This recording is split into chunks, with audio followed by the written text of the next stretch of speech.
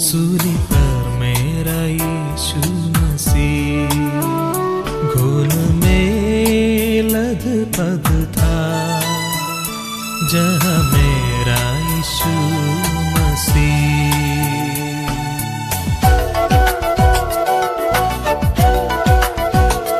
परमेश्वर के नाम की महिमा हो। प्रभात मनन की आराधना मनन में आप सभी का हार्दिक स्वागत है। आइए आज सुबह की शुरुआत करते हैं हमारे उद्धारकर्ता प्यारे प्रभु यीशु मसीह के नाम से।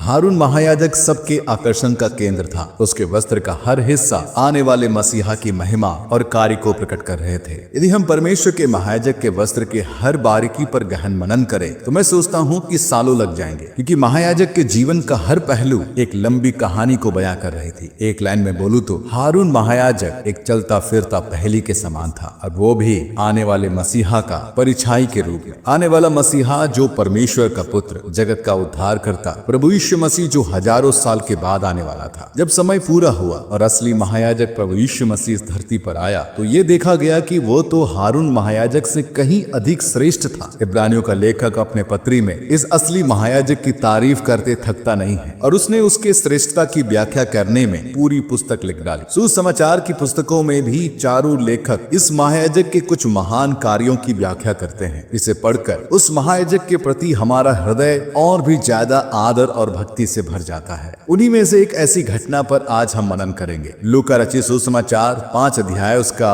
12 से लेकर 15 पद तक। जब वह किसी नगर में था तो वहां कोढ़ से भरा हुआ एक मनुष्य आया, और वह यीशु को देखकर मुंह के बल गिरा और विनती की, हे प्रभु, यदि तू चाहे तो मुझे शुद्ध कर सकता है। उसने हाथ बढ़ाकर उसे छुआ और कहा, मैं चाहता हूँ तो शुद्ध हो जा। और उसका कोढ़ तुरंत जाता रहा। तब उसने उसे चिताया, किसी से ना कह, परंतु जाकर अपने आप को याजक को दिखा, और अपने शुद्ध होने के विषय में जो कुछ मूसा ने चढ़ावा ठहराया है उसे चढ़ा, कि उन पर गवाही हो। परंतु उसकी चर्चा और भी फैल गई, और भीड़ की भीड़ उसकी सुनने के लिए और अपनी बीमारियों से चंगा होने के लिए इकट्ठी हुई। परमेश्वर इस पढ़े गए पदों पर अपनी आशीष को उंडेले। पढ़े गए भाग में घटित घटना को हम दूसरे सुसमाचार के पुस्तकों में भी पढ़ते हैं, जिसमें प्रभु यीशु मसीह एक कोढ़ी को चंगा करता है। उस जमाने में कोढ़ की बीमारी लाइलाज बीमारी थी। असल में लोग इसे बीमारी नहीं, पर इसे परमेश्वर के दंड के रूप में देखते थे। कोढ़ को इब्रानी भाषा के अनुवाद के अनुसार थूका हुआ कहा जाता है। उस जमाने के लोगों के अनुसार कोढ़ की बीमारी से ग्रसित इंसान परमेश्वर के द्वारा थूका गया है, अर्थात उसने कुछ ऐसा काम किया होगा जिसके कारण परमेश्वर उससे क्रोधित है, उसे थूक दिया, वह उस पर थूक दिया। लोगों के इस नजरिए के कारण वे हर कोढ़ी के साथ बड़ा बुरा व्यवहार करते थे। बाइबल के लेव व्यवस्था की पुस्तक में अलग अलग तरह के कोढ़ की बीमारी के विषय में उल्लेख किया गया। यदि कोई कोढ़ की बीमारी से ग्रसित हो गया है और लोगों के द्वारा उसकी 100% पुष्टि हो जाती है तो उसे अंतिम रूप से याजक के सम्मुख खड़ा किया जाता था कि याजक उसकी जांच करे। याजक की जांच पड़ताल के बाद यदि सचमुच वो कोढ़ की बीमारी निकली, याजक उसे अशुद्ध ठहराता है, और जैसे ही याजक की जुबान से अशुद्ध कहकर संबोधित किया जाता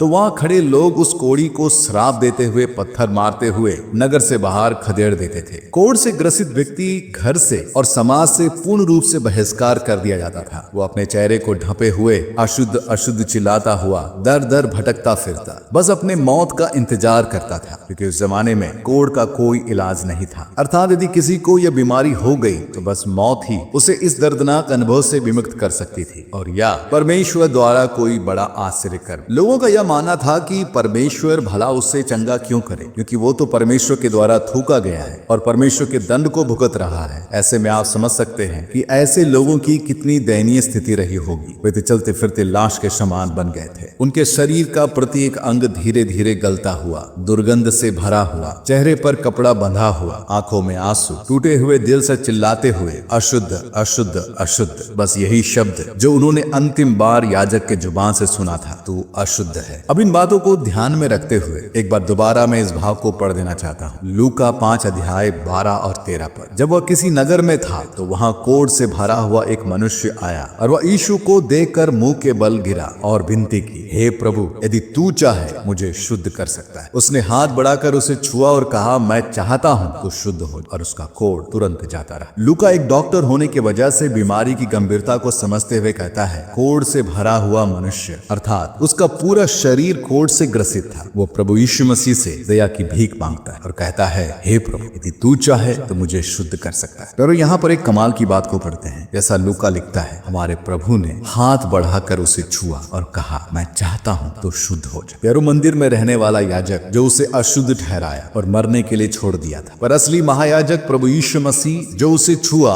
और शुद्ध ठहराया। इतना ही नहीं, प्रभु उससे कहता है, पद 14, जब उसने उसे जिताया, किसी से ना कहा, परंतु जाके अपने आप को याजक को दिखा और अपने शुद्ध होने के विषय में जो कुछ मूसा ने चढ़ावा ठहराया है उसे चढ़ा कि उन पर गवाही। फिर आमतौर पर ऐसा कभी नहीं हुआ कि याजक ने किसी कोढ़ से भरे हुए व्यक्ति को अशुद्ध ठहराया हो और वह चंगा होकर याजक के पास लौट आए और अपना जांच कराए और शुद्ध घोषित हो। ये तो उस जमाने के लोगों के हिसाब से असंभव था, पर यह संभव हुआ प्रभु यीशु मसीह के द्वारा। मैं कल्पना कर रहा था कि उस याजक की प्रतिक्रिया क्या रही होगी जब ऐसा कोढ़ी, जिसे उसने कुछ समय पहले ही अशुद्ध ठहराया था, वापस उसके पास लौट आया और जांच करने पर पाया गया कि सचमुच में उसका कोढ़ दूर हो गया है और वह पूरी रीति से चंगा हो गया है। मैं समझता हूँ याजक स्तब्ध रह गया हो, यही सोचते हुए कि ऐसा कैसे हुआ, ये तो असंभव है, पर कैसे हुआ? ये कार्य तो केवल परमेश्वर कर सकता है। फिर किसने किया? ढेर सारे सवाल। हाँ प्यारो, वही असली महायाजक, परमेश्वर का पुत्र प्रभु यीशु मसीह, जिसका इंतजार पूरा इजराइल कर रहा था, अब वह उनके मध्य उतर आया और उसी का जीता जागता संकेत था कोढ़ की बीमारी से छुटकारा पाया हुआ यह व्यक्ति। प्रभु ने इस बात को स्पष्ट करने के लिए उससे कहा कि मूसा के बताए अनुसार चढ़ावा चढ़ाना। आखिर मूसा के बताए अनुसार ऐसा कौन सा चढ़ावा था? यार, उस चढ़ावे का उल्लेख हम लेव व्यवस्था की पुस्तक उसका 14 अध्याय उसके 4 से लेकर 7 में पढ़ते हैं। 2 शुद्ध और जीवित पक्षी, देवदारू की लकड़ी और लाल रंग का कपड़ा और जूफा, ये सब लिए जाए और याजक आज्ञा दे कि एक पक्षी बहते हुए जल के ऊपर मिट्टी के पात्र में बलि किया जाए। तब वह जीवित पक्षी को देवदारू की लकड़ी और लाल रंग के कपड़े और जूफा, इन सबों को लेकर एक संग उस पक्षी के लहू में जो बहते हुए जल के ऊपर बलि किया गया है डुबा दे और कोढ़ से शुद्ध ठहरने वाले पर 7 बार छिड़क कर उसको शुद्ध ठहराए। तब उस जीवित पक्षी को मैदान में छोड़ दे। मूसा के द्वारा बताए गए इस चढ़ावे के द्वारा परमेश्वर उद्धार के संदेश को प्रकट कर रहा था। ध्यान दे, इसमें बताया गया कि 2 पक्षियों को लेना है और एक को बलि करना और उसके लहू को उस चंगाई प्राप्त किए हुए व्यक्ति पर 7 बार छिड़कना और फिर दूसरे पक्षी को खुले में उड़ा देना, अर्थात बलिदान किया हुआ पक्षी प्रभु यीशु मसीह के कलवरी क्रूस के बलिदान को दर्शाता है, तो खुले में आजाद किया हुआ पक्षी प्रभु के पुनरुत्थान को दर्शाता है। इस बलिदान के द्वारा परमेश्वर इस संदेश को देना चाह रहा था कि कोढ़ के श्राप से छुटकारे का आधार मसीह का बलिदान और उसका मृत्यु पर से जी उठना है। फिर हम भी तो उस कोढ़ी के समान पाप के कोढ़ से अशुद्ध और परमेश्वर के सम्मुख आने के योग्य नहीं थे, जैसे कि पौलुस कहता है इफिसियों की पत्री 2 अध्याय 12 पर, तुम लोग उस समय मसीह से अलग और इजराइल की प्रजा के पद से अलग किए हुए और प्रतिज्ञाओं की वाचाओं के भागी ना थे और आशाहीन और जगत में ईश्वर रहित थे, पर हमारा महायाजक उसने हमें अपने लहू से शुद्ध किया, हमें पिता से मिलाया और आज भी वह हमारे लिए पिता से विनती करता रहता है। मैं कल्पना करता हूँ कि जब वह कोढ़ की बीमारी से चंगाई प्राप्त किया हुआ व्यक्ति अपने घर आया होगा तो क्या नजारा रहा हो। उसके परिवार के सदस्य जब उसे चंगे हालत में देखे होंगे तो कैसी प्रतिक्रिया रही होगी। शायद उनमें से कुछ ने टोका भी होगा, अरे तुम घर कैसे आ गए, तुम्हें तो याजक ने अशुद्ध ठहराया था। उसने जवाब दिया होगा, हाँ, पर असली महायाजक मसीह यीशु, उसी ने मुझे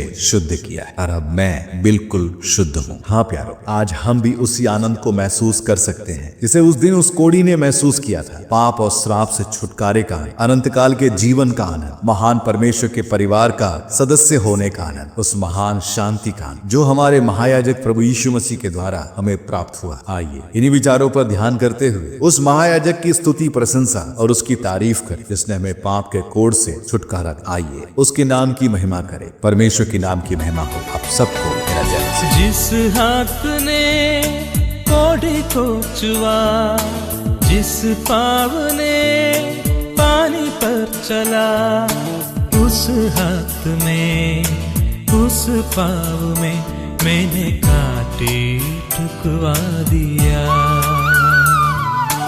जिस हाथ ने कोड़े को चुआ, जिस पाँव ने पानी पर चला, उस हाथ में उस पाँव में मैंने कांटे ठुकवा दिया। मैं न भूल सकता सूली पर मेरा यीशु मसीह, खून में लथपथ था जहाँ मेरा यीशु